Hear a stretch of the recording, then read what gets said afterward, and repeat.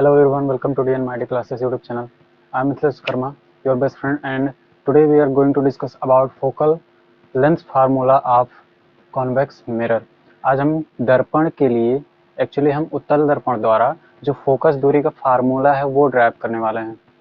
पिछले वीडियो में हमने अवतल दर्पण के लिए किया था, उसमें अगर आपने बहुत अच्छे तरीके से समझ लिया है तो चलिए हम उत्तल दर्पण के बारे में भी समझते हैं, और अगर उसमें नहीं समझा है तो इसमें और अच्छे से मैं बताने वाला हूं जिससे आपको दोनों क्लियर हो जाएगा। एक्चुअली दोनों बहुत ज़्यादा डिफरेंट नहीं हैं, थोड़े से डिफरेंट हैं। इसमें क्या होता है कि अवतल दर्पण में प्रकाश जिस डायरेक्शन से आता है, मतलब अगर प्रकाश को दर्पण से बाएं ओर से आपतित किया जाता है तो जो रिफ्लेक्शन होता है वो बाएं तरफ ही होता है। इसमें भी बाएं तरफ ही होगा, लेकिन हम इसका जो मिरर बनाएंगे वो दाएं तरफ होगा। तो दोनों में सिर्फ यही अंतर है अवतल दर्पण में और उत्तल दर्पण में कि दोनों का जो रिफ्लेक्शन द्वारा इमेज बनता है वो अवतल दर्पण में बाएं तरफ होता है, और जो उत्तल दर्पण में इमेज बनता है वो दाएं तरफ होता है। दोनों में यही अंतर होता है। और बाकी डेरिवेशंस की बात करें तो दोनों बहुत ज़्यादा डिफरेंट नहीं है, थोड़ा सा डिफरेंट है। तो चलिए हम आज का ये टॉपिक शुरू करते हैं। उससे पहले अगर आपने मेरे चैनल को सब्सक्राइब नहीं किया है तो उसे ज़रूर सब्सक्राइब कर लें, क्योंकि हम ऐसे वीडियोस लगातार लाते रहते हैं जो कि आपके एग्जाम्स के लिए बहुत ही हेल्पफुल है और महत्वपूर्ण है। तो अगर वीडियो भी अच्छा लगे तो बीच में उसे लाइक ज़रूर कर देना, क्योंकि जब लाइक करते हो तो मज़ा आ जाता है। तो चलिए हम एक मिरर बनाते हैं और देखते हैं कि कैसे कैसे मिरर बनता है। सबसे पहले देखिए, मिरर ही बहुत ही इम्पॉर्टेंट है। एक्चुअली जो फिगर होता है वो बहुत इम्पॉर्टेंट है डेरिवेशंस के लिए। जब आपको फिगर बनाने आ गया और फिगर समझ में आ गया तो समझ लीजिए आपका डेरिवेशन बहुत ही आसान हो गया है। तो सबसे पहले हम बनाएंगे फिगर। उसके लिए मेरे पास है एक सीधा डंडा जिसे इमेज बढ़िया से बने।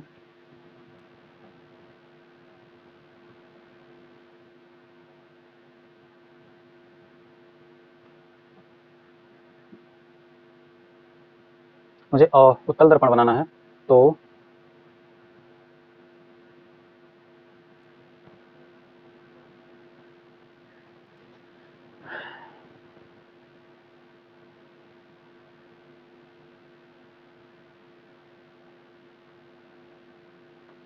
ऐसा लग रहा है जैसे प्लेन उड़ रहा है। ये एक मिरर बन गया। अभी भी इसमें कुछ गड़बड़ी है।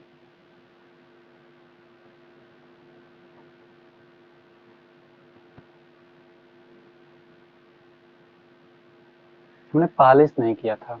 और अब चलिए प्रिंसिपल एक्सिस बनाने की बारी आ गई है। प्रिंसिपल एक्सिस इसके बीचों बीच होता है।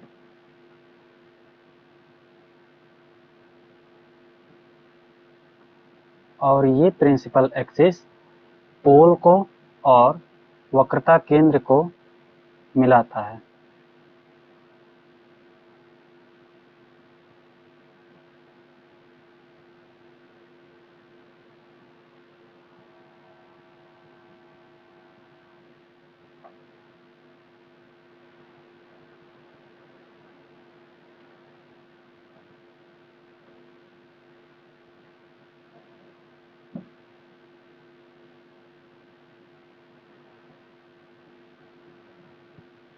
ये प्रिंसिपल एक्सिस बन गया। हम इसे नाम भी दे देते हैं। मुझे नहीं लगता है नाम देने की ज़रूरत है, क्योंकि मेरे बोर्ड पे जगह कम है और प्रिंसिपल एक्सिस लिखने के लिए बहुत ज़्यादा जगह की ज़रूरत होगी। अब हम चलिए इस पे रे ऑप्टिक्स कराते हैं, यानी प्रकाश का आपतित कराते हैं प्रकाश को। तो प्रकाश को हमेशा बाएं तरफ से ही आपतित कराते हैं।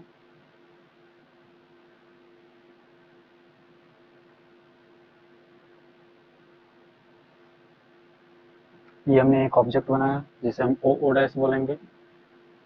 ये पैरेलल जाएगी, एक लाइट रे इसके पैरेलल जाएगी प्रिंसिपल एक्सिस के।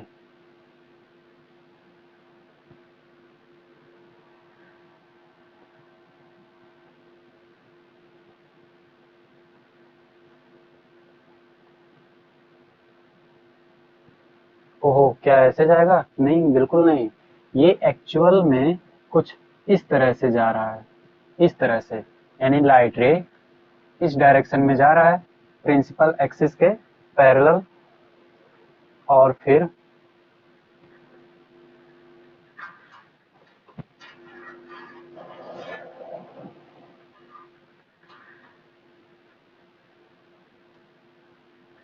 यहाँ से रिफ्लेक्ट होके यहाँ पर इस डायरेक्शन में जा रहा है।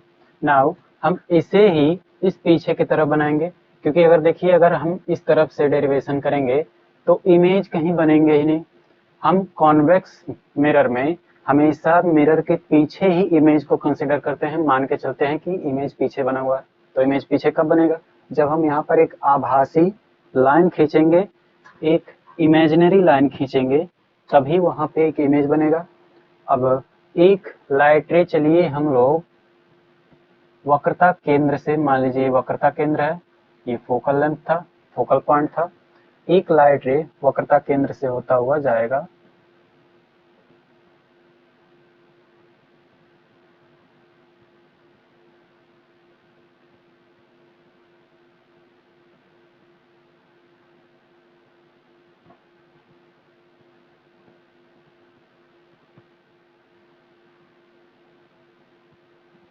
तो इसका वक्रता केंद्र तो बहुत दूर हो गया।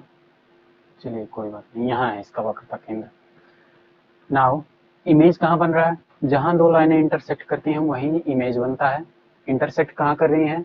यहाँ पे। तो यहीं पे अगर हम इस पॉइंट को इस प्रिंसिपल एक्सिस से मिला दें तो यहाँ पर एक इमेज बनेगा, आई डैश।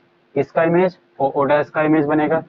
नाउ अब यहाँ देखिए, हम हर डेरिवेशन मिरर के दोनों डेरिवेशंस में ये मान के चलेंगे कि ये मिरर जो है वो बहुत ही पतला है, इसलिए हम यहाँ पर एक अभिलंब खींचेंगे जिसे नाम देंगे ए और बी। ये अभिलंब जो ए बी है वो ओ डैश के ही इक्वल में होगा, क्योंकि ये जो लाइन है वो प्रिंसिपल एक्सिस के पैरेलल है। यानी जब दो लाइनें पैरेलल होती हैं एक दूसरे के, तो हर जगह पर उनके बीच के जो डिस्टेंसेस होते हैं वो इक्वल होते हैं। तो यहाँ पर जो डिस्टेंस होगा वही डिस्टेंस यहाँ पर भी होगा। तो हम मान के चलेंगे O dash is equal to A B and this image is forming I dash, और ये आपका है वक्रता केंद्र, रेडियस, एंड ये आपका फोकल लेंथ है। आशा करते हैं आपको इमेज और जो फिगर है वो समझ में आ गया होगा, कैसे इमेज बन रहा है और कैसे प्रकाश आपतित करा रहे हैं हम लोग। तो अब बारी है बहुत ही इंपॉर्टेंट चीज की, डेरिवेशन शुरू करते हैं हम इसका। तो सबसे पहले हम यहाँ पर देखेंगे कितने ट्रायंगल्स बन रहे हैं इसमें। देखिए, एक ये इमेज वाला ट्रायंगल है, अगर आपको दिख रहा है ये वाला,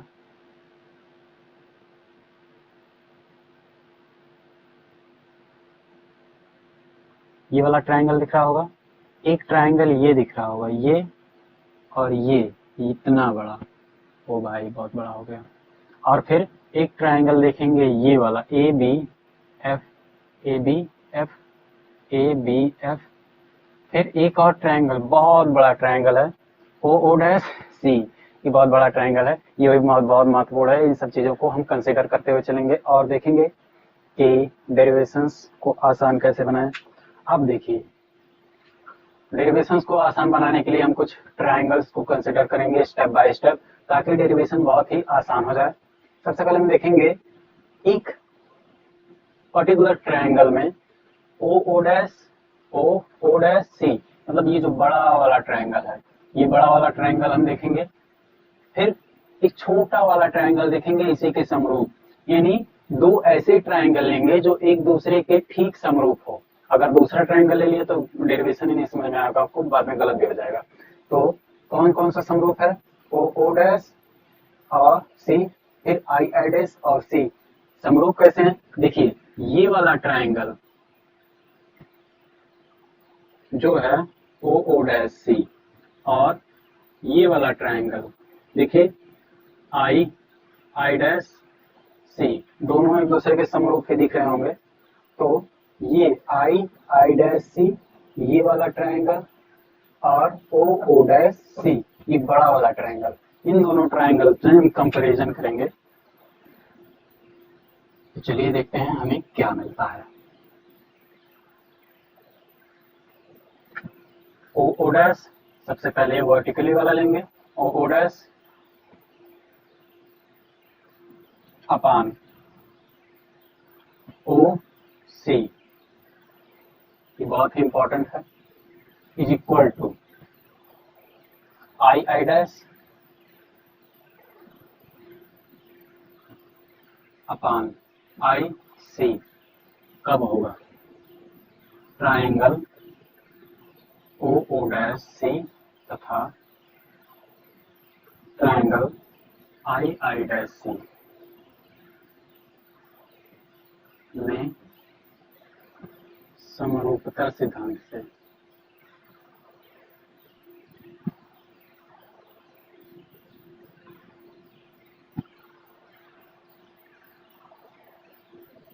ओ डैश सी और I dash C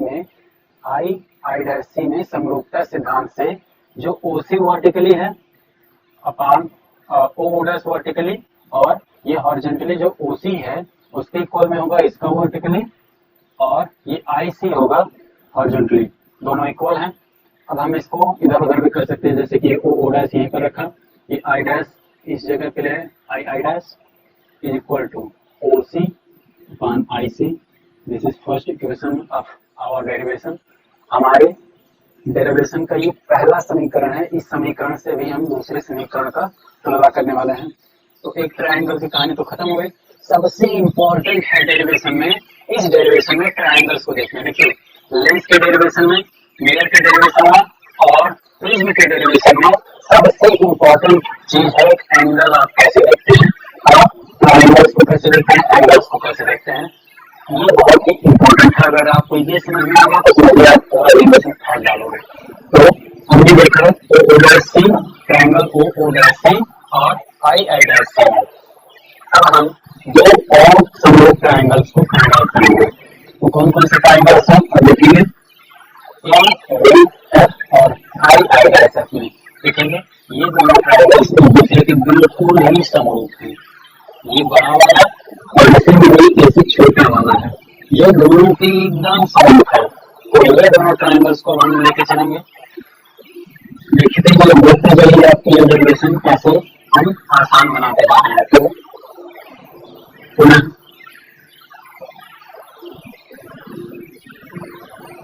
triangle A B F में लिखा आई डैश एफ में समरूपता सिद्धांत से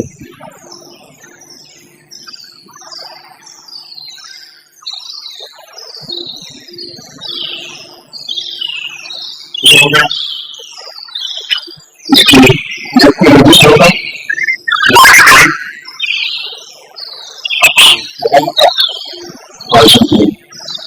is equal to I dash vertically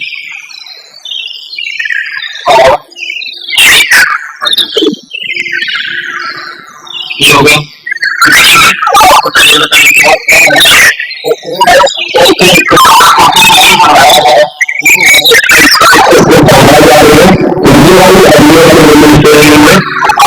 हम चूंकि दर्पण का जीवन